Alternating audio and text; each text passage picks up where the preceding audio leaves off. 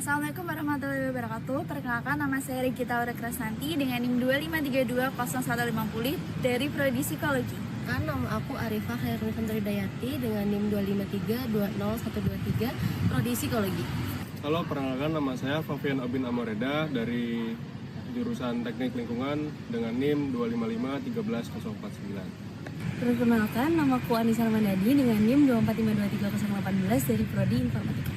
Perkenalkan, nama saya Fitri Jalagani dengan NIM 2513059 dari Prodi Teknik Lingkungan. Awal mulanya UI itu dibangun, pada awalnya pendidikan di Indonesia itu sudah dibangun oleh kalangan Eropa pada tahun 1920-an di Bandung dan di Jakarta. Tapi masih banyak warga Indonesia yang mengharapkan adanya sekolah berbasis keislaman.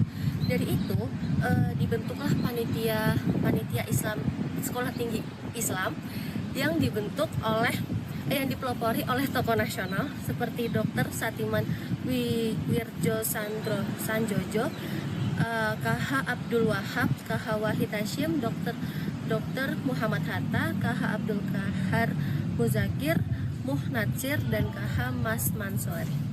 Pada tanggal 4 Januari 1946, seiring dengan perpindahan pemerintahan Republik Indonesia ke Yogyakarta karena situasi perang, penduduk, tentara sekutu, para dosen dan pengurus STI memutuskan ikut bermigrasi demi memimpin revolusi. STI kemudian resmi dibuat kembali di Yogyakarta pada tanggal 10 April 1946, bertempat di dalam pengumuman kompleks Majelis Besar Keraton Yogyakarta, ditandai dengan pembacaan pidato pembukaan berjudul Sifat Sekolah Tinggi Islam oleh Dr. Muhammad Hatta serta kuliah umum tentang ilmu tauhid oleh Ki Haji R. Hajid. Dalam suasana perjuangan, para tokoh menyadari pentingnya pemimpin berlandaskan keislaman yang kuat bagi bangsa Indonesia, sehingga dibentuklah Panitia Perbaikan STI yang diketuai oleh Kiai Haji Fatur Rahman Kafrawi. Pada tanggal 14 Desember 1947, panitia tersebut menetapkan untuk mengubah Sekolah Tinggi Islam menjadi University Islam Indonesia dengan 4 fakultas, yaitu Fakultas Hukum, Fakultas Pendidikan, Fakultas Agama, dan Fakultas Ekonomi. Kampus UI secara resmi berkedudukan di Yogyakarta dengan badan wakaf yang dipimpin oleh Dewan Pengurus dan menyelenggarakan kuliah perdana UI tingkat pendahuluan pada 22 Maret 1948 di dalam Purbayan serta pembukaan resmi pada 5 Januari 1948 di Pendopo, Kepatihan. Di tengah masa-masa sulitnya, UI dihidupkan oleh kedekatan dengan rakyat kecil dan semangat keikhlasan yang luar biasa. Akibat pendapatan yang sangat terbatas, para pimpinan UI bahkan sering kali tidak menerima gaji dan harus menyumbang dana pribadi mereka. Pada masa itu, sang rektor, Profesor Dr. Haji Abdul Qahar Muzakir, sering menuju kampus UI dari kediamannya di Kota Gede dengan menumpang andong langganan milik Mbah Karto, andong yang sering digunakan bersama ibu-ibu pedagang pasar legi Kota Gede. Yang mana andong itu sering digunakan menuju pasar Beringharjo. Menuntut ilmu di tiap waktu, kegiatan pembelajaran UI berlangsung tanpa henti di segala situasi, meskipun harus menumpang di banyak tempat. Mulai dari dalam Pangeran, di dekat Istana Bali, di Desa Kelagalan di Bantul, hingga bangunan bekas organisasi misi Katolik di Jalan Sekodiningrat yang saat itu dipakai oleh Mas Jumi.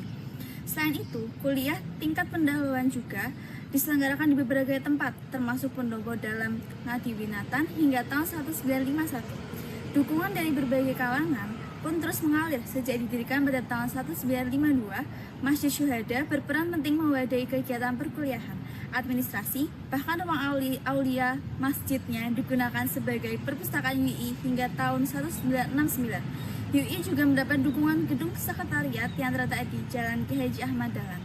Khazanah keilmuan UI didukung oleh sumber yang berasal dari berbagai penjuru dunia, mulai dari di negeri Cina hingga ke Amerika.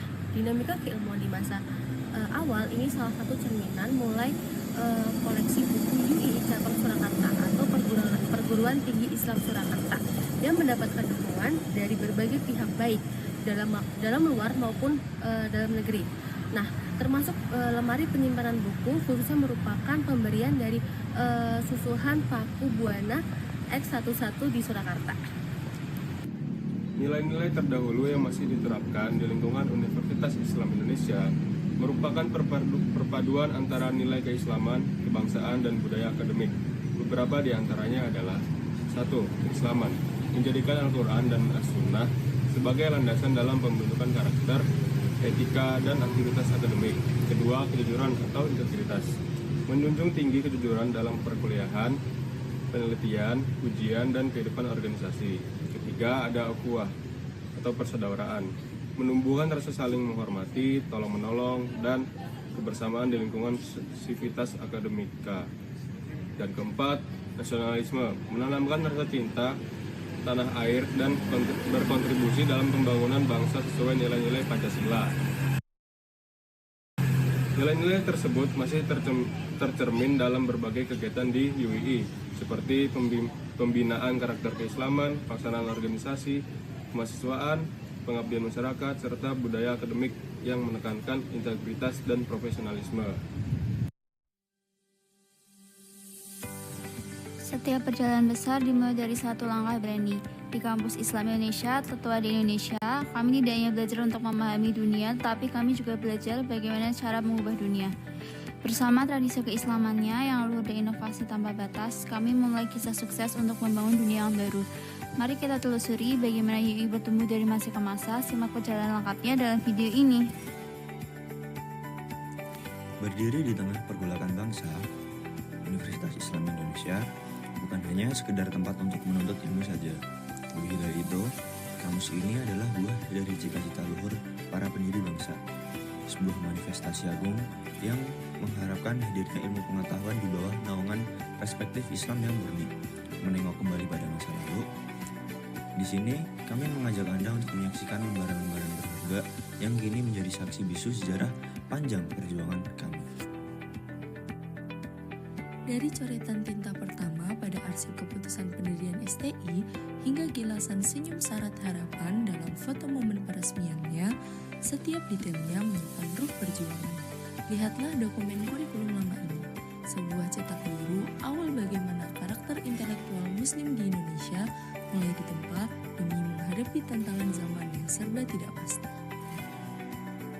Pada akhirnya, seluruh rekam jejak ini membawa kita pada satu kesimpulan besar.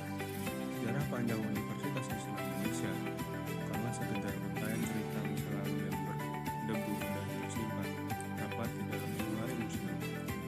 Sejarah ini adalah kompas yang hidup, sebuah api inspirasi yang terus menyala untuk menuntun langkah kami menuju masa depan. Melalui refleksi ini, kita sadar betapa pentingnya bagi kami setiap mahasiswa untuk memahami akar sejarahnya sendiri. Sebab sejarah inilah yang menjadi bekal dan identitas utama kami untuk melangkah keluar, menjadi modal bagi kami untuk merepresentasikan kepada masyarakat luas tentang apa itu UII, siapa itu UII, dan betapa mulianya awal kampus ini dibentuk.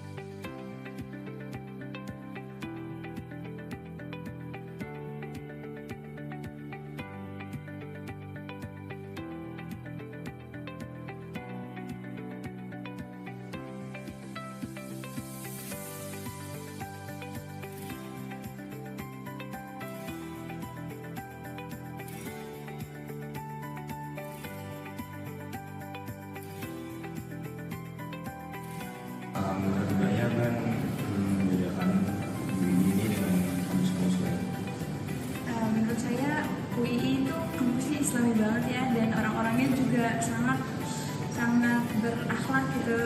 Dan di sini juga ada pelatihan PKD, kemudian ada PPD, kemudian juga ada pesantrenisasi. Jadi beda banget gitu dari kampus-kampus lain. Itu sih. Menurut Ibu, apa yang membedakan kampus UI dan kampus yang lain? Menurut saya jelas kalau untuk UI itu berbeda dengan kampus yang lain. Salah satunya adalah kalau UI itu menjunjung nilai-nilai keislaman seperti itu. Ya mungkin salah satu contohnya setiap mahasiswi yang masuk ke sini juga akan diwajibkan untuk memakai jilbab seperti itu, dengan pakaian yang lebih sopan seperti itu. Jadi tidak bebas meskipun sebagai mahasiswa ya.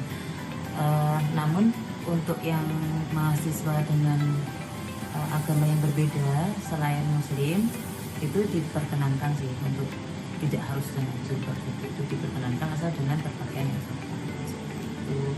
Dan juga UI lebih mengedepankan rahmatan lil alamin gitu. Jadi membawa kebermanfaatan untuk semuanya, untuk masyarakat. Berarti selama ini UI itu membuka buat semua agama, Bisa membuka semuanya. Setiap tahun bakalan ada yang masuk dengan agama yang berbeda nggak? Atau Nampaknya ya. Jadi saya dulu pernah di Fakultas Kedokteran juga ada yang waktu itu yang non muslim ada. Tapi yang kakaknya ini dulu mengikuti aturan yang di sini, dia pakai jilbab seperti itu. Iya, dan mengikuti seluruh pelajaran yang ada. Misalnya kayak mata kuliah yang ada, misalnya ketika mau ujian blok atau mau ujian semester kayak gitu harus hafalan. Itu boleh juga ikutin hafalan juga. tapi dari pihak dosennya nggak memaksa buat? Iya. Tidak masalah. Terima kasih Bu.